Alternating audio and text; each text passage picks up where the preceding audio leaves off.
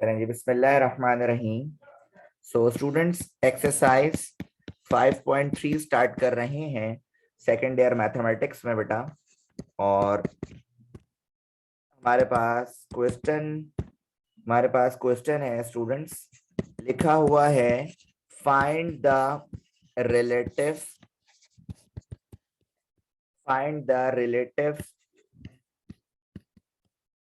Maximum and minimum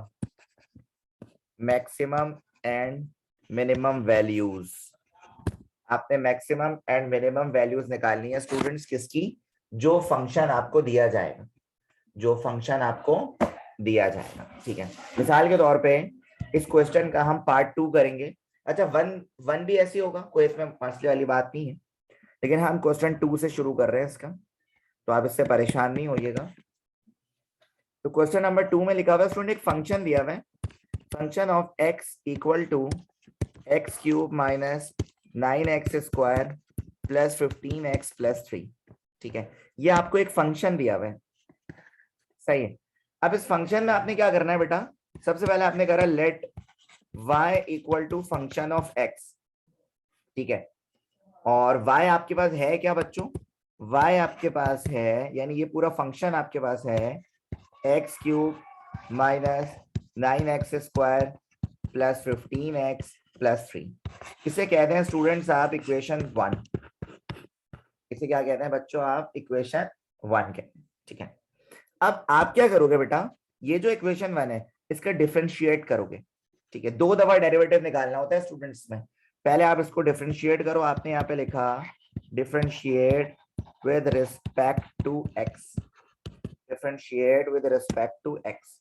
तो ये आपके पास हो जाएगा बेटा dy बाई dx, ठीक है। और अब देखो एक्स क्यूब का जब डेरिवेटिव लोगे सर क्या आएगा? 3x square.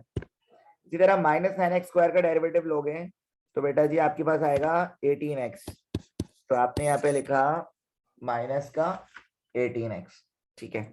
इसी तरह जब 15x का डेरिवेटिव लोगे तो आपके पास आएगा 15, और 3 का डेरिवेटिव क्या होगा? 0। तो आप इसको तो छोड़ ही दें। इसको कहते हैं स्टूडेंट्स आप इक्वेशन 2। क्या कहते हैं? इक्वेशन 2 कहते हैं। ये जो फंक्शन है स्टूडेंट आपके पास आया है, इसका अगेन डेरिवेटिव लें, ठीक है। याद रखिएगा ये मिनिमम और मैक्सिमम वैल्यू निकालने में 2 दफा डेरिवेटिव लिया जाता है बेटा। हर सवाल में ऐसे करेंगे हम। कितनी दफा? 2 दफा डेरिवेटिव लिया जाएगा। तो आपने दोबारा अगेन लिखा differentiating with respect to x, और इसका लोगे बेटा आप, इसको हम इस तरह शो करेंगे d square Y upon D x square. अब 3x स्क्वायर का जब डेरिवेटिव लोगे बेटा ये आएगा 6x। इसी तरह 18x का डेरिवेटिव लोगे ये आएगा 18, और 15 क्योंकि कांस्टेंट है और कांस्टेंट का डेरिवेटिव हमेशा क्या होता है? 0। तो ये आपका आ गया स्टूडेंट इक्वेशन 3, ठीक है। तो देखो सबसे पहला काम हमने क्या करा, जो भी फंक्शन दिया जाता है उसको लेट करा। लेट करने के बाद स्टूडेंट उसका पहला डेरिवेटिव लिया, फिर उसी का दूसरा डेरिवेटिव लिया, तो आपके पास 3 इक्वेशंस बन गई, ठीक है। अब आप हेडिंग क्या लगाओगे बेटा जी? आप हेडिंग लगाओगे फॉर एक्सट्रीम वैल्यू। अगर आपने एक्सट्रीम वैल्यू को फाइंड करना होता है तो बेटा याद रखिएगा put dy by dx equal to 0 in equation 2। अगर आपने एक्सट्रीम वैल्यू को चेक करना होता है स्टूडेंट्स तो हम क्या करते हैं? dy by dx यानी जो पहला डेरिवेटिव निकाला होता है जो कि इक्वेशन 2 है, उसको इक्विवेलेंट ले लेते हैं बेटा किसके? 0 के। किसके इक्विवेलेंट लेते हैं? 0 के, ठीक है। तो अब हम इसको सॉल्व करते हैं। 3x square minus 18x plus 15 equal to 0। अब यहां से 3 कॉमन ले लोगे, ये हो जाएगा x square minus 6x plus 5 equal to 0। 3 multiply हो रहा है बेटा, यहां जाके क्या होगा? डिवाइड। तो x square minus 6x plus 5 equal to 0। अब आप इसको जब मिडिल टर्म फैक्टर करोगे बेटा तो ये हो जाएगा x square minus 5x minus x plus 5 equal to 0। तो x कॉमन ले लो, ये आ जाएगा x माइनस 5, माइनस 1 अंदर बच जाएगा x माइनस 5। तो दोनों सेम ब्रैकेट हो रहे हैं बेटा, तो x माइनस 5 और ये आ गया x माइनस 1 इक्वल टू 0। तो बेटा x माइनस 5 इक्वल टू 0, तो x इक्वल आ गया किसके 5 के। इसी तरह x माइनस 1 इक्वल टू 0, तो बेटा x इक्वल आ गया किसके 1 के। तो देखो ये दो वैल्यूज आई हैं, ठीक है। अब इन वैल्यूज को हम इक्वेशन 3 में पुट करके चेक करेंगे कि क्या आपका फंक्शन मिनिमम है या मैक्सिमम है, ठीक है। ये वो वैल्यूज आई हैं, ये फंक्शन की वैल्यू नहीं आई है स्टूडेंट, याद रखिएगा। फंक्शन की वैल्यू तो अलग है, ये फंक्शन की वैल्यू नहीं आई है, ये तो वो वैल्यू आई है स्टूडेंट्स जिससे हम चेक कर सकते हैं कि आपका फंक्शन मिनिमम है या मैक्सिमम। तो हम क्या करेंगे, हम यहां करेंगे कि put x equal to 1 in equation 3। Equation 3 आपके पास है बेटा ये वाली सेकंड डेरिवेटिव वाली, ठीक है। तो आप यहां पे रखोगे d square Y upon D x square equal to, ये है ना इक्वेशन आपके पास 6x माइनस 18, तो x की जगह क्या रखेंगे 1, तो ये हो जाएगा 6 इंटू माइनस 1, और ये आ रहा है स्टूडेंट आपके पास माइनस का कितना आ रहा है स्टूडेंट्स, ये आ रहा है माइनस का 18, नहीं माइनस का 12, क्योंकि 6 माइनस 18 होगा तो माइनस 12। और स्टूडेंट्स आप जानते हैं कि माइनस वाली वैल्यू हमेशा क्या होती हैं, जीरो से छोटी होती हैं, जीरो से छोटी हैं होती हैं। तो स्टूडेंट अगर वैल्यू जीरो से छोटी आ रही है तो आप समझ जाएं कि फंक्शन आपका क्या है, मैक्सिमम है। तो आप यहां पे लिखोगे function is maximum, function is maximum at x equal to 1, ठीक है। अब क्या करोगे आप, अब x की वैल्यू 5 रख के चेक करोगे। तो अब आपने यहां पे लिखा put x equal to 5 in equation 3, यानी ये हो जाएगा d square Y upon D x square equal to 6x minus 18, तो x की जगह रखा आपने 5, ये हो गया बेटा 30 माइनस 18। तो आप देख सकते हैं कि यहाँ पे जो आ रहा है फंक्शन वो 12 ग्रेटर देन 0 आ रहा है, और ग्रेटर देन 0 का मतलब क्या होता है स्टूडेंट्स, कि function is minimum, function is minimum, function is minimum at x equal to 5, ठीक है। तो इससे आपको ये पता चल गया कि कौन सा फंक्शन मिनिमम है और कौन सा फंक्शन मैक्सिमम है। बस आपने ये याद रखना है कि अगर वैल्यू पॉजिटिव इंटीजर में आए तो फंक्शन मिनिमम होगा, अगर वैल्यू 0 से नीचे यानी नेगेटिव वैल्यूज में आए तो फंक्शन क्या होगा स्टूडेंट्स, मैक्सिमम होगा, ठीक है। अब हम असल फंक्शन की वैल्यू निकाल सकते हैं। असल फंक्शन की वैल्यू कैसे निकाल सकते हैं, आपने लिखा पुट x इन इक्वेशन 1, दोनों x की वैल्यू को इक्वेशन 1 में पुट करके चेक कर लोगे, ठीक है। तो आपने इक्वेशन 1 क्या है, ये है इक्वेशन 1, ये है equation 1, x cube minus 9x square वाली इक्वेशन है ना। तो x cube minus 9x square plus 15x plus 3, तो यहाँ पे x की वैल्यू आप 5 पुट करके चेक करोगे, जहां जहां x वहां वहां 5,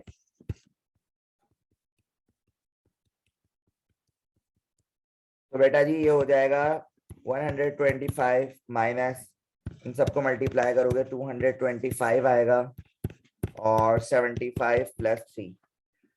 तो बेटा y मिनिमम, मिनिमम क्यों लिख रहा हूं, मिनिमम क्यों लिख रहा हूं स्टूडेंट्स, क्योंकि मुझे पता है, क्यों क्या पता है, मुझे ये पता है कि x 5 पुट करने से फंक्शन मिनिमम था, इसीलिए मैं यहाँ पे लिख रहा हूँ y मिनिमम। तो बेटा ये आ जाएगा आपके पास -20, ये है असल फंक्शन की वैल्यू, ठीक है। इसी तरह आप पुट x इक्वल टू 1 रख के चेक करेंगे, आपने यहाँ पे लिखा put x equal to 1 in equation 1, तो ये हो जाएगा, अच्छा y मैक्सिमम लिखूंगा क्योंकि मुझे पता है x1 रखने से फंक्शन क्या हो गया था, मैक्सिमम हो गया था, क्योंकि वैल्यू 0 से छोटी थी। तो y मैक्सिमम इक्वल टू 1 का क्यूब, यानी वही इक्वेशन 1 में रख रहा हूं ये वैल्यू में, और ये हो गया बेटा 1 माइनस 9 प्लस 18, बेटा y मैक्सिमम आ रहा है कितना 10। तो स्टूडेंट फाइनल आंसर आप लिखेंगे So the relative minimum at x equal to 5, ठीक है, x5 is -2, यानी जब फंक्शन जो है स्टूडेंट्स आपका मिनिमम था तो आपके पास फाइनल फंक्शन की वैल्यू कितनी आ रही है -22, एंड द रिलेटिव मैक्सिमम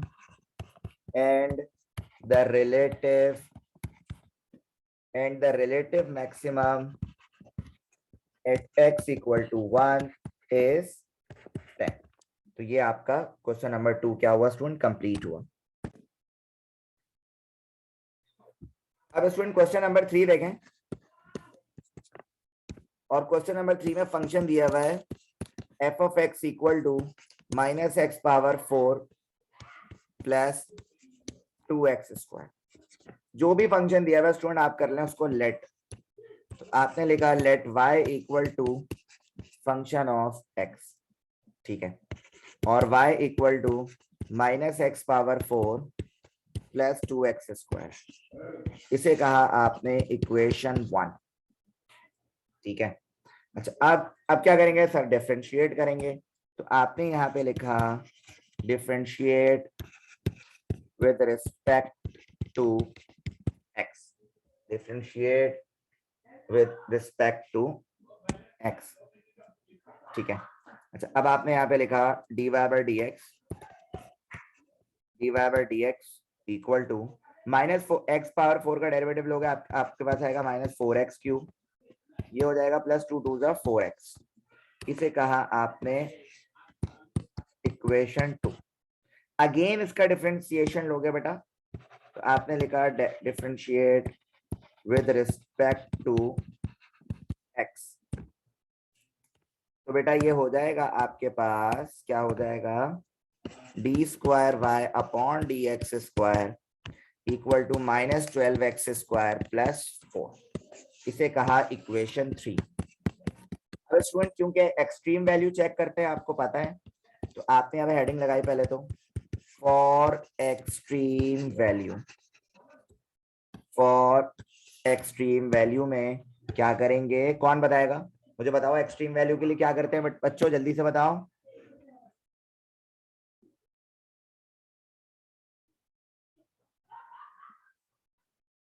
जल्दी बताओ बच्चों।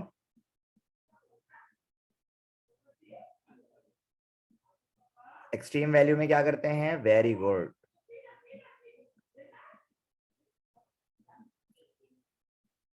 जो dy/dx होता है उसको 0 करते हैं, ठीक है। तो बेटा आपने यहाँ पे लिखा put dy/dx equal to 0 in equation 2, सही, यानी ये जो इक्वेशन 2 थी इसको इक्वल लोगे किसके, 0 के, ताकि यहाँ से x की दो वैल्यूज निकाल सको।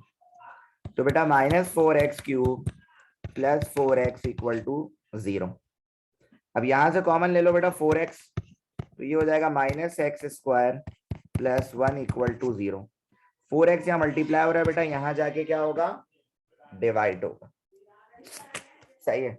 तो बेटा ये होगा आपके पास, अच्छा इसके हमें क्योंकि x की दो वैल्यू निकालनी है, तो मतलब ये हो जाएगा भाई -x² plus 1 equal to 0, minus का x² को इधर भेज दो, तो ये हो जाएगा x² इक्वल टू 1, फिर root on both side, x equal to +-1, ठीक है। और एक और काम कर सकते हैं हम, यहाँ पे 4x को अगर हम डायरेक्ट कैंसिल ना करें बल्कि एक इस तरह कर दें कि 4x इक्वल टू 0, तो यहाँ से x की एक और वैल्यू आ जाएगी 0, ठीक है। तो अब हम क्या करेंगे, पहले तो हम इस वैल्यू को पुट करेंगे इक्वेशन 3 में, तो मैंने यहाँ पे लिखा put x equal to +-1 in equation 3, और इक्वेशन 3 कौन सी है, ये वाली, d² y/dx² equal to -12x plus 4, ठीक है। तो बेटा -12 और x² की जगह +-1 का स्क्वायर प्लस 4, तो बेटा ये हो जाएगा 12 × 1 + 4, और क्योंकि माइनस है ये तो -12 + 4, तो आंसर आ रहा है -8, तो बेटा आप लोग को पता है कि -8 जो है वो छोटा होता है किससे? 0 से। तो जब -8 0 से छोटा है स्टूडेंट्स, तो हम क्या बोलेंगे कि फंक्शन हमारा मिनिमम है या मैक्सिमम? बताओ जल्दी से।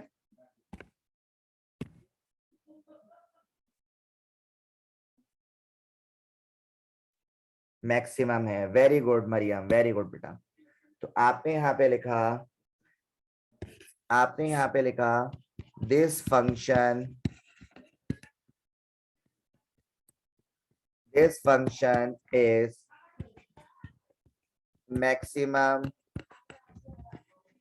Eight x equal to +-1। ठीक है।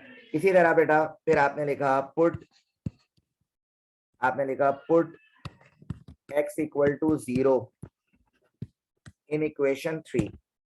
और इक्वेशन 3 यही वाली है स्टूडेंट्स, और ये आपके पास हो जाएगा d²y/dx² और -12 और यहाँ पे रखा 0 का स्क्वायर +4। तो सर ऑब्वियस ही बात है, सबको सॉल्व करेंगे तो आएगा 4, यानी 4 जो है वो ग्रेटर होगा किससे? 0 से। क्योंकि वैल्यू पॉजिटिव में है तो फंक्शन आपका क्या होगा?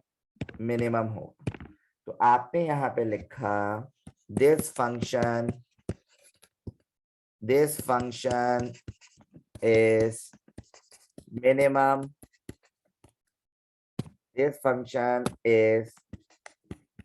minimum at x equal to 0। ठीक है। तो अब क्या करेंगे? अब फंक्शन मिनिमम और मैक्सिमम दोनों को हम इक्वेशन 1 में पुट करेंगे x की वैल्यू को। तो आपने यहाँ पे लिखा put x equal to 0 in equation 1। और इक्वेशन 1 स्टूडेंट कौन सी है? देख लो दोबारा, ये है -x⁴ + 2x²। तो बेटा y मिनिमम -x⁴ + 2x²। तो बेटा -0 पे पावर 4, 0 का स्क्वायर। तो बेटा ये हो जाएगा 0 ही आ रहा है, ये है ना? हाँ, 0 + 0। तो बेटा y मिनिमम फंक्शन की वैल्यू आ गई क्या? 0। इसी तरह अब फिर आपने लिखा put x equal to +-1 in equation 1। तो ये आ रहा है बेटा y maximum equal to -+-1 power 4 + 2 × +-1 square. तो ये हो रहा है स्टूडेंट्स +-1 पावर 4, तो ये आएगा -1, और +-1 का स्क्वायर 1 2 = 2। आपके पास y मैक्सिमम आ रहा है 1। तो बेटा फाइनल आंसर में क्या लिखोगे? आप लिखेंगे so the relative minimum at x equal to 0 is 4 and relative maximum at x equal to +-1 is 1। ये आपका फाइनल रिजल्ट हो गया।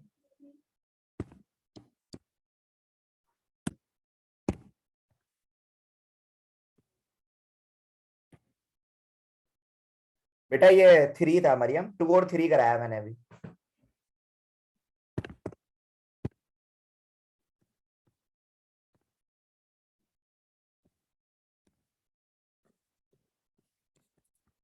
क्वेश्चन नंबर 6 देखें बेटा। Function of x equal to की power x into sine x। ठीक है। जो भी फंक्शन दिया जा रहा है उसको लेट कर लें। Let y equal to function of x, y equal to e की पावर x साइन x, इसे कह देंगे इक्वेशन 1। और फिर आप लिखेंगे differentiate with respect to x।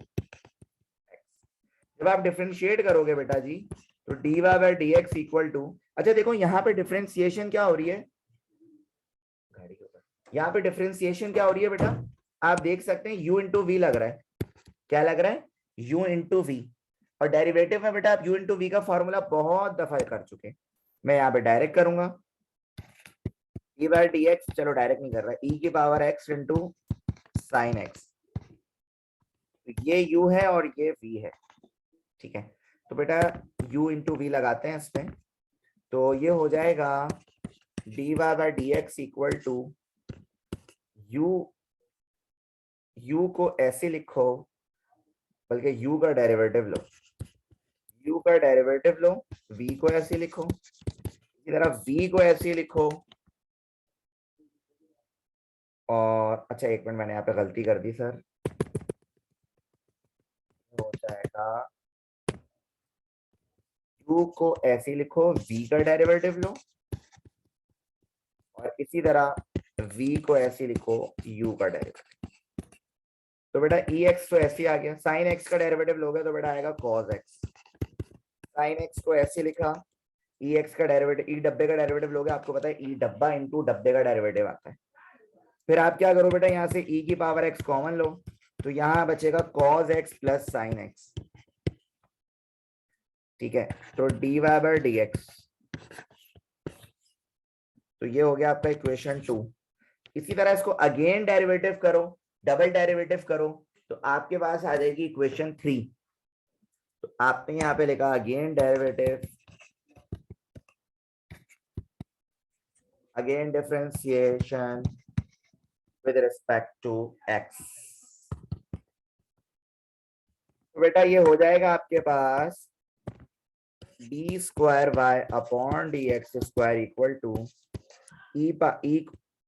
E X, और यहाँ पे दोबारा स्टूडेंट्स हमें लगाना होगा u इंटू पी, ये u हो जाएगा और ये v हो जाएगा, ठीक है। तो ये हो जाएगा d square Y upon D x square equal to, u को ऐसे लिखो, v का डेरिवेटिव लो, cos x plus sine x plus, फिर u, फिर v को ऐसे लिखो और u का डेरिवेटिव, ठीक है। और अब इसको हम देखते हैं e की पावर x ऐसी, अच्छा cos x plus sine x का डेरिवेटिव लोगे, cos का डेरिवेटिव होता है माइनस साइन x, और साइन का दोबारा लोगे तो क्या आ जाएगा cos x। इसी तरह इसको तो ऐसे लिखेंगे cos x plus sine x, और ये आ जाएगा e डब्बा, यानी e की पावर x। तो बेटा जी ये होगा e की पावर x, इसको खोलो, minus sine x plus cos x plus sine x dx। तो देखो minus sine x plus sine x क्या हो गया, कैंसिल। तो बेटा ये आपके पास हो जाएगा, ये हो जाएगा e की पावर x ना, तो आपके पास आ रहा है 2 e की पावर x cos x, दोनों दो दो है ना। तो बेटा जी ये आपका आ गया इक्वेशन 3 आ गई, ठीक है। अब एक्सट्रीम वैल्यू निकालने के लिए स्टूडेंट क्या करना होगा, इक्वेशन 2 में बच्चों हमें क्या करना होगा, इक्वल टू 0 लेना पड़ेगा। तो हमने यहाँ पे लिखा है स्टूडेंट्स, फॉर एक्सट्रीम वैल्यू,